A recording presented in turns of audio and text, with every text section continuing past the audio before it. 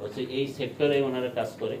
তো যে কারণে ওনাদের কোলাবোরেশন, সাপোর্ট, কোঅপারেশনটাও আমাদের খুবই জরুরি to implement this project successfully. তো আশা করি আমরা একসঙ্গে এই প্রকল্পে কাজ করতে পারবো। সবাইকে ধন্যবাদ। Thank you. অসংখ্য ধন্যবাদ স্যারকে। স্যার মূল্যবান অনেক কথা বলছেন। আসলে এটা অস্বীকার করার কোনো কারণ নেই। বাংলাদেশে উৎপাদন অনেক আগাই গেছে, কিন্তু আমরা প্রসেসিংয়ে অনেক পিছিয়ে আছি। টমেটো, পটেটো, জ্যাকফ্রুটের কথা যদি 40%, মোর দ্যান 40% হলো আমরা দেখি যে নষ্ট হচ্ছে। টমেটোর ক্ষেত্রে একই কথা হবে। একটা স্টাডি দেখা যাচ্ছে বাংলাদেশের টোটাল প্রোডাকশনে প্রায় নিয়ার অ্যাবাউট 40% আমরা নষ্ট করতেছি বিভিন্ন। তো এই প্রসেসিংয়ে যেতে পারলে আমার মনে হয় এইগুলো নষ্ট, এই যে ওয়েস্টটা হচ্ছে সেটা থেকে আমরা কমাইতে পারবো। আমরা এখন সরাসরি একটা প্রেজেন্টেশনে যাব। প্রেজেন্টেশন দিলেন জনাব Sheikh Anwar Sadat, project manager, food value chain improvement project. উনি মূলত এবং head of credit and investment, BIFFL। এই প্রজেক্টের আউটলাইনটা এবং হলো প্রজেক্ট অ্যাপ্লিকেশন, লোন অ্যাপ্লিকেশন যে প্রসেসগুলো আছে সেগুলো সংক্ষিপ্ত বর্ণনা করবেন এবং আমাদেরকে অবহিত করবেন।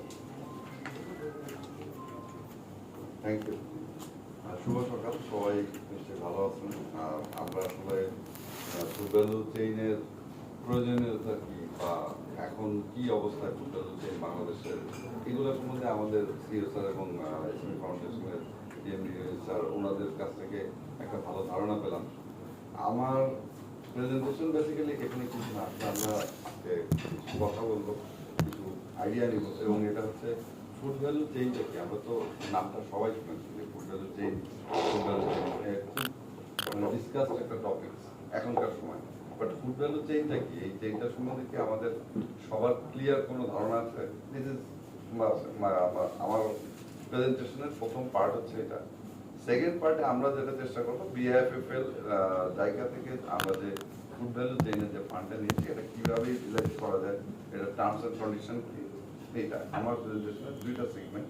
তো আমি প্রথম সেগমেন্ট দিয়ে শুরু করি। আসলে ফুড ভ্যালু চেইন কি, এখানে আপনারা সবাই উদ্যোক্তা, সবাই এন্টারপ্রেনার এবং ওমেন এন্টারপ্রেনার, যারা বেশি রিস্ক নিচ্ছেন, সবাই নিজেদের রিস্কটা নিয়ে নিজের ইকুইটিটাকে ইনভেস্ট করে রিটার্নের আশা করছেন।